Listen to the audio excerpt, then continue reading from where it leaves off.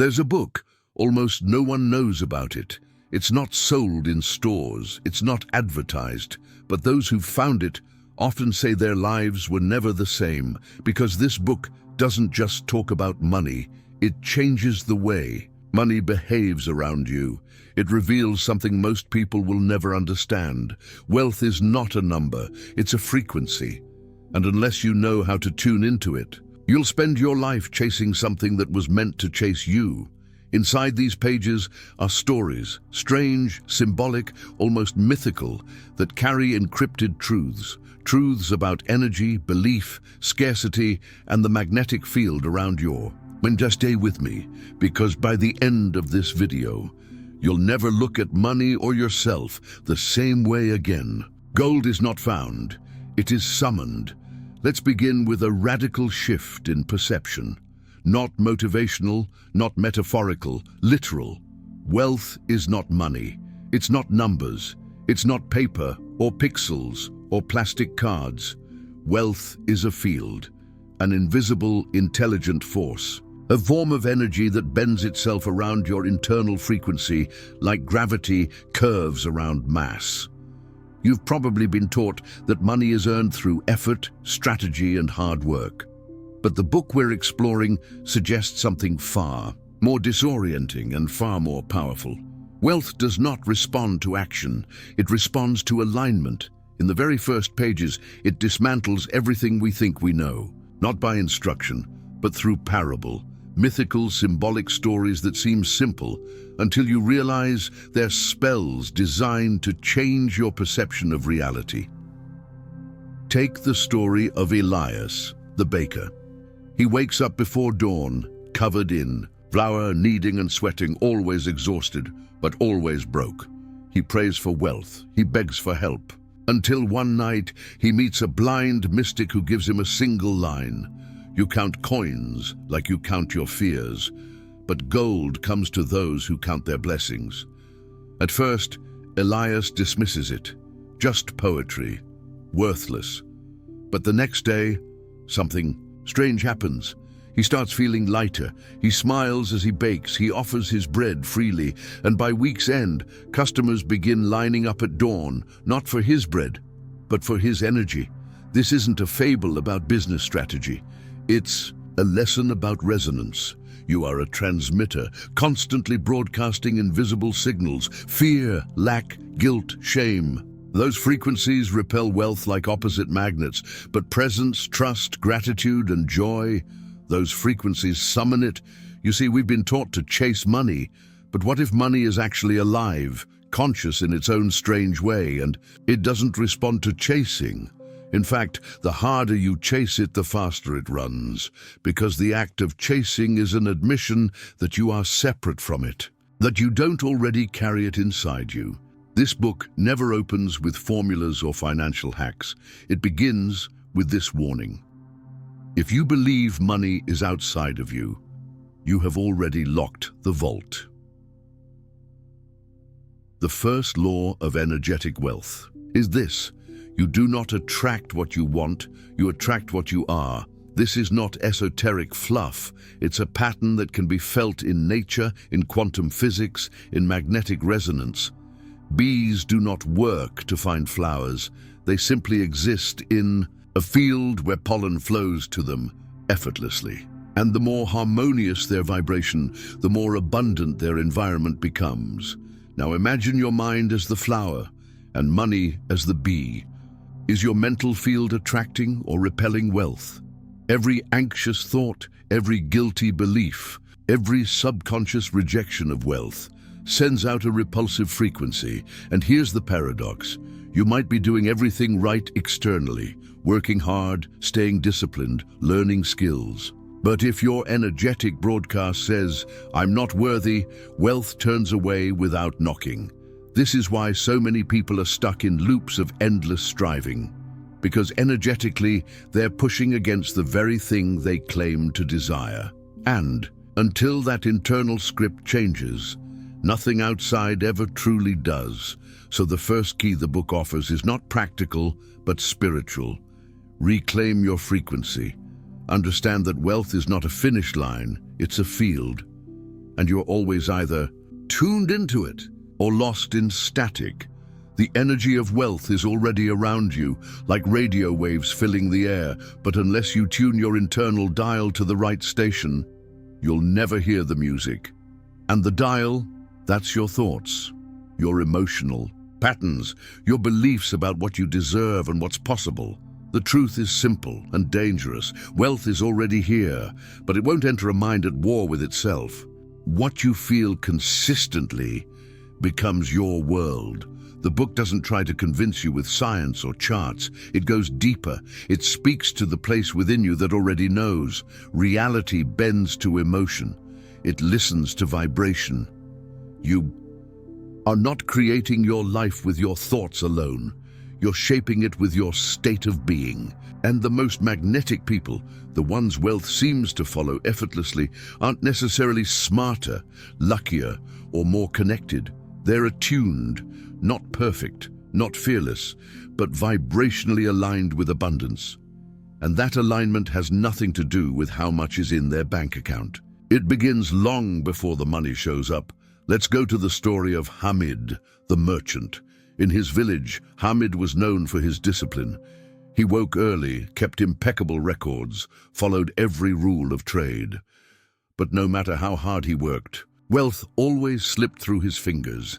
One evening, desperate and humiliated, Hamid visited an old shrine rumored to house a sacred inscription. The words etched in the stone read, "Gold flows where peace resides." Confused, Hamid asked the local elder, "What does peace have to do with business?" The elder laughed gently and said, "Your mind is loud, your soul is tight. You are tense with fear. Gold has no interest in tension. It only enters the homes of those who leave the door open."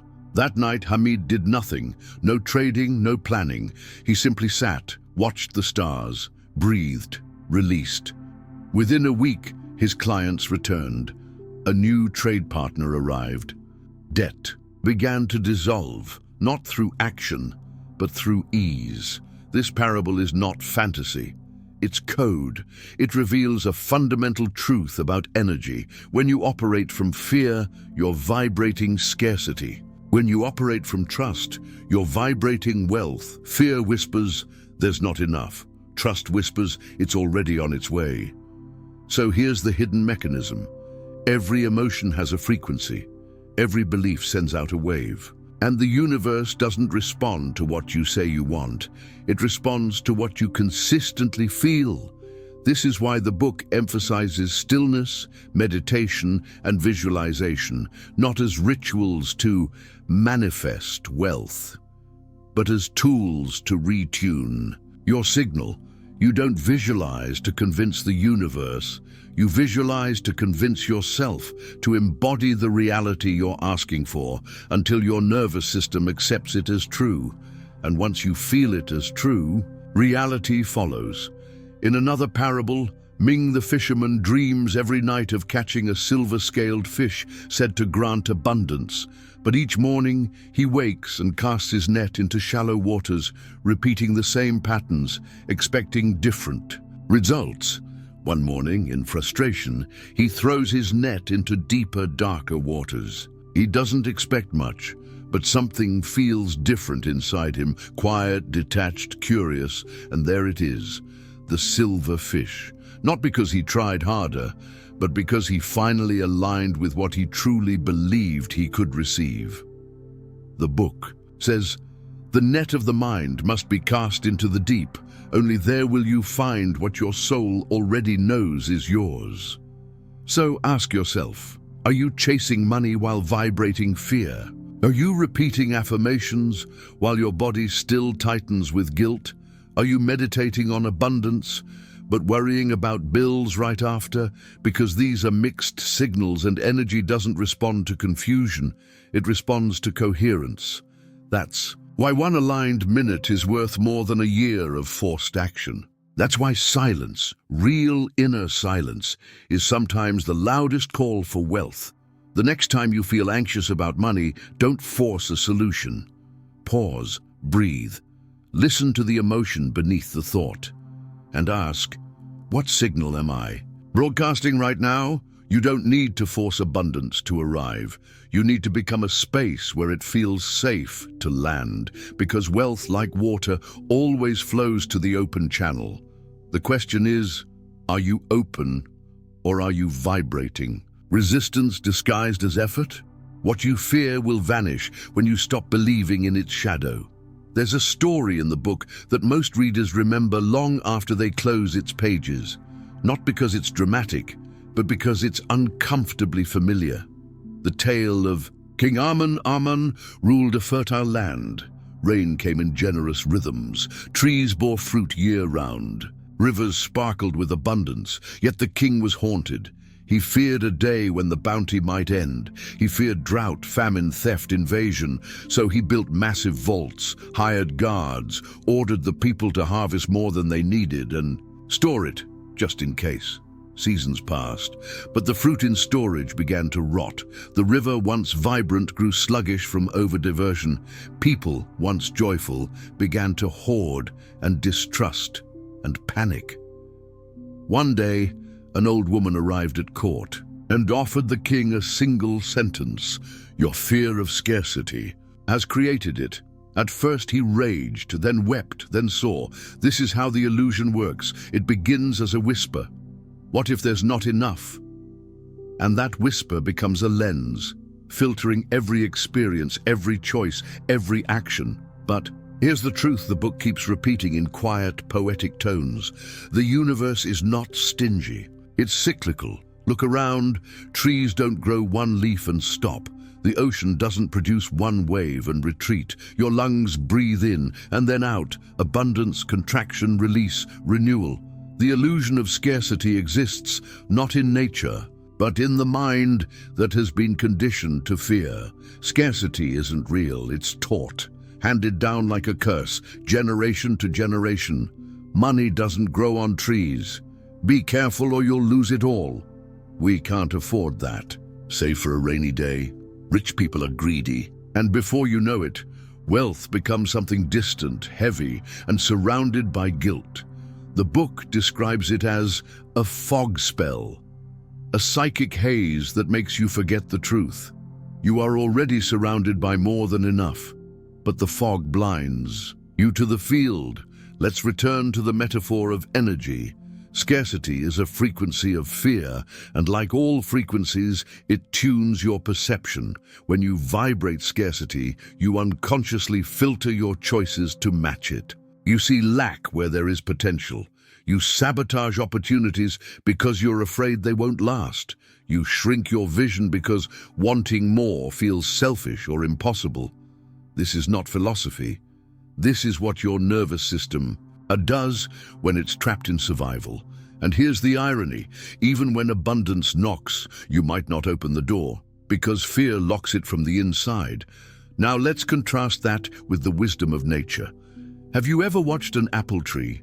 It doesn't fear that one apple will be its last. It gives because giving is part of its design. Likewise, the book says, those who hoard from fear will drown in rot. Those who give from trust will drink from the spring. It's not about recklessness. It's about resonance. True abundance begins when you stop mistaking the illusion of not enough for reality. Let's be honest. How often do you check your bank account with dread? How often do you say no to joy, creativity, or rest because of not now or not yet? That's the spell, but here's the release. Every moment you choose trust over fear, you shatter a layer of the illusion. Every time you give with an open heart, even if it's just time, energy, attention, you send a new signal. I live in a field where more is always on the way, and the field listens. So what's the practice? Start small. Instead of asking, what don't I have? Ask, where is abundance showing up right now, even in ways I've ignored? A friend's support, an unexpected idea, a moment of peace. These are currents. Wealth doesn't always look like gold at first. It often arrives as a shift in perception, and from there, everything changes, because once the illusion of scarcity dissolves, you no longer chase money out of fear.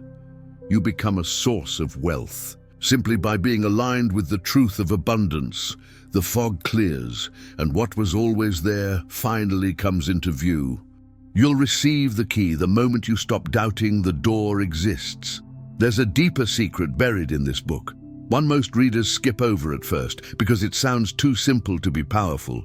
But it's not simple, it's sacred. You only receive what you believe you're allowed to have. This isn't just about thinking positively or repeating affirmations. This is about the energetic blueprint beneath your entire life, the one built on your deepest, often unconscious beliefs. If you believe money is hard to get, it will be. If you believe wealth is corrupt, you'll avoid it. If you believe you're not good enough to be rich, the universe, ever loyal to your vibration, will nod and say, "As you wish." This is where we meet Maya, a central character in the book. A young healer in a quiet coastal village. Maya lives modestly, gives freely, and tends to others with grace. But every time she receives a gift, gold, jewels, clothes, she returns it. "Too much," she says. "I don't need this." One day, an old sailor comes to her door. He's traveled far, seeking a cure for an illness no doctor could heal. Maya, without hesitation, helps him. Before leaving, the sailor offers her a gift, a small box wrapped in blue silk. "This isn't gold," he says. "It's something else, but you must not open it unless you truly believe you deserve what's inside." Years pass. The box remains unopened. Maya hides it in her room, both curious and afraid, until one night, after a storm destroys half the village, she finds herself staring at the box, heart pounding, hands trembling, and she hears the line echo in her mind. "Not when you want it, only when you believe it." She opens it. Inside is a golden key. No inscription, no explanation. But the next morning, people arrive from faraway towns, offering wealth, building homes, planting gardens, not because of the box, because something in Maya changed. She had finally received not the gift, but the belief that she was worthy of it. This parable isn't about magic boxes or keys. It's about the fact that the wealth gate the book speaks of is not physical. It's internal, symbolic, energetic, a gate that only opens when your belief becomes unshakable, when your nervous system no longer flinches at the idea of receiving more, when your subconscious isn't sabotaging your dreams with silent, buried scripts like, "That's too much. I don't need it. Who am I to be wealthy? It's safer to stay small." You don't open the wealth gate with effort. You open it with permission. You grant yourself access to what you used to admire from afar. You step out of the observer role and into the role of the one who receives. And here's where the book gets radically honest.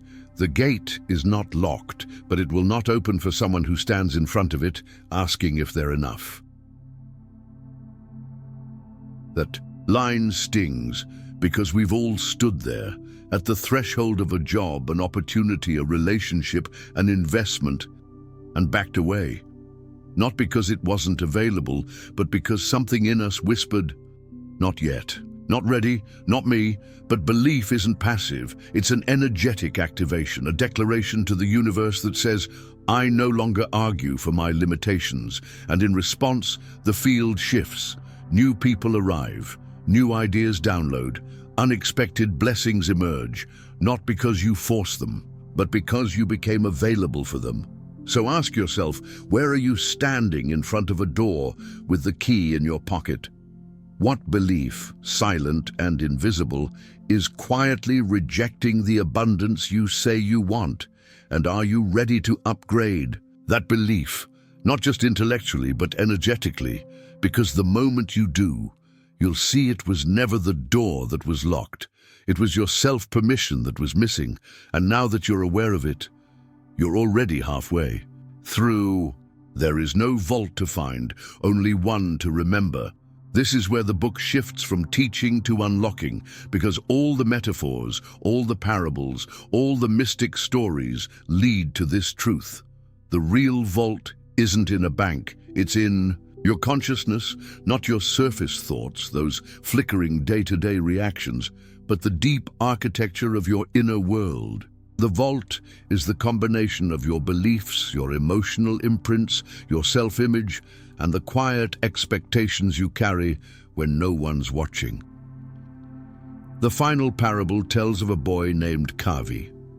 Kavi lives in a desert town where wealth is rare and hardship is expected. But from a young age, Kavi dreams of riches, not for status but for liberation. One night, while exploring the edge of the dunes, he finds a strange ancient ruin. Within it, a sealed chamber and a single phrase carved into stone. "Open your mind and the vault will open." He returns every day, trying chants, codes, tools, until defeated he sits silently before it. And in that silence, something cracks. Not the chamber, but his assumptions. He realizes the vault wasn't outside. It never was. In that moment of quiet inner knowing, the chamber wall collapses. Inside, not gold, not jewels, but mirrors. Dozens of mirrors, each showing Kavi a version of himself. Some proud, some afraid, some radiant, some small. And then he understands. Wealth is not stored. It's reflected. The outer world reveals what the inner world accepts as true. The book explains your mind holds the schematic of your financial reality, and just like a vault, it can be locked by fear, trauma, shame, or inherited scarcity. But, and this is the most empowering part, it can also be rewired. Every belief you hold is like a gear in a massive mechanism. Every self-limiting thought is a rusted lock waiting to be replaced. And when you upgrade your beliefs, when you meditate not just to calm down, but to reprogram your neural field, you change the design of the vault. That's why visualization isn't just daydreaming. It's architectural work. Every time you vividly imagine yourself receiving, flowing, giving, holding wealth without fear, you're laying down new neural grooves. You're giving the vault a new shape, a new code. But there's a catch. You can't fake this. You can't decorate your thoughts with positivity while your body is still tense with doubt. You can't flood your vision board with yachts while your subconscious whispers, "That's not you." The vault doesn't open to pretense. It opens to coherence. The book calls this the golden silence. It's a mental state where thought, feeling, and expectation are in harmony. No conflict, no noise. Just the calm, rooted sense that you are the source of what you seek. In that silence, the vault opens, not because you unlocked it with force, but because the door realized you were finally ready to walk through. Let's be honest with ourselves. How often do we chase, hustle, grind, not from joy, but from fear? How often do we ask the universe for more, while secretly believing we're not enough? And how often do we sit still, breathe deep, and listen to the codes hidden in our mind? That's the final invitation of the book, to become the keeper of your own vault, to stop waiting for the external to deliver what the internal is still refusing, because the energy of wealth has never been missing. It's just been waiting for you to remember that you are the architect. And once you do, it's not just money that flows, it's clarity, it's alignment, it's freedom. So now take a breath, not just a breath of air, but a breath of belief. Let this story, this knowledge, settle not in your mind, but in your field. Because wealth isn't something you chase, it's something you remember how to embody.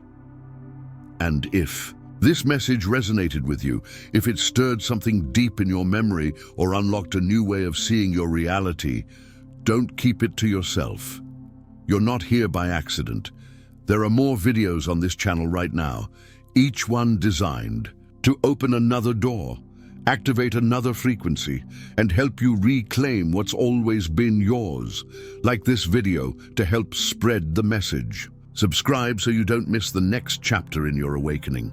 Leave a comment below. I'd love to know what shifted for you.